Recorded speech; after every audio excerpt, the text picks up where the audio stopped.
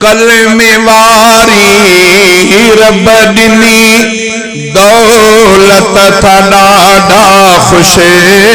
رہوں کلمو سب جی دل تو ٹھارے جہیں محل بھی تھا پڑھوں دل میں جاری برداہن رب سندے کار جا آہن سب بے حد خاص خلقنا ہار جا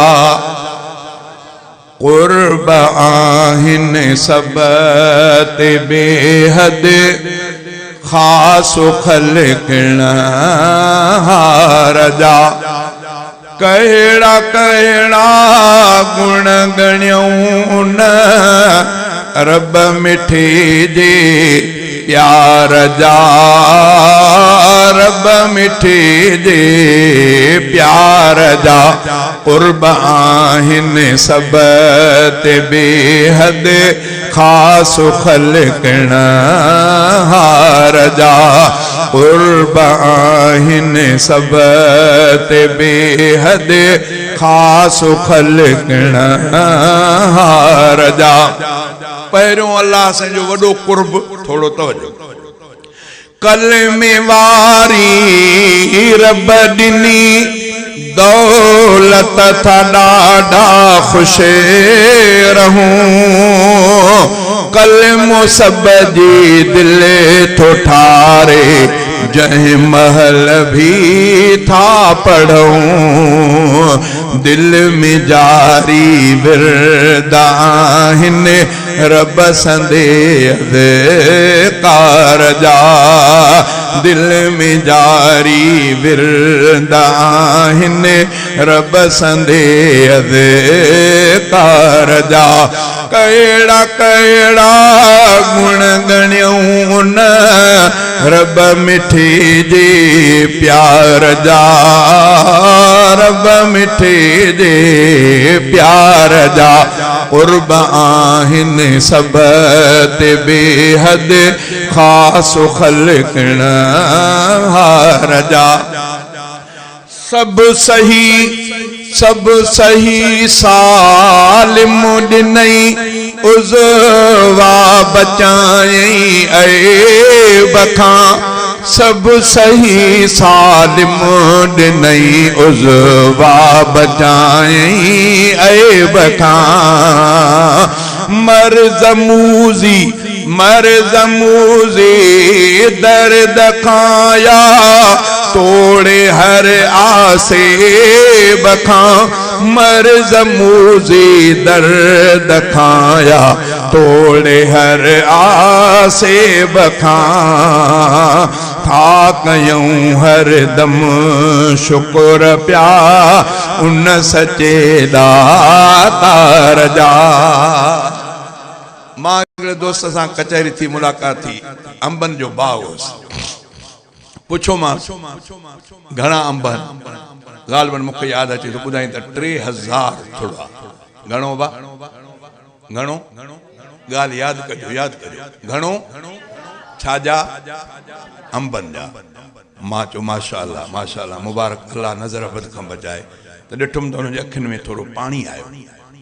مکہ چند حاجی صاحب اللہ تا ہر شے پانجو فضل فرمایو ایترن امبن جے باغ جو مالک ہوندے حاجی صاحب ہکڑو امب نصیب نہ تھو تھے شگر ایڈی ہائے تے بیٹھلا جو ہکڑو امب بھی کھائی نہ تھو سکا بیو اساں کے چھا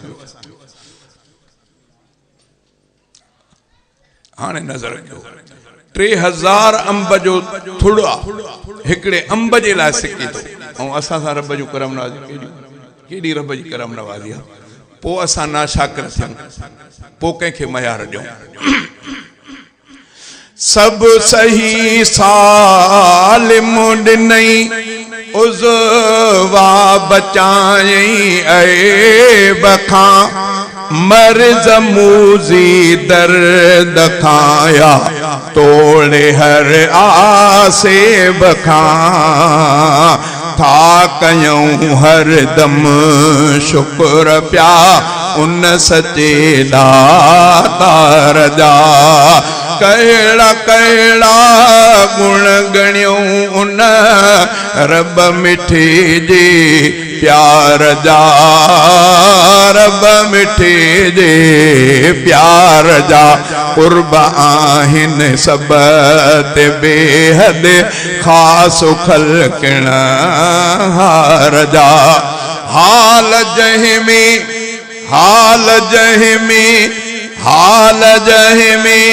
रब रखियो आ था शुक्र रब जो कयूं हाल जहिमी रब रखियो आ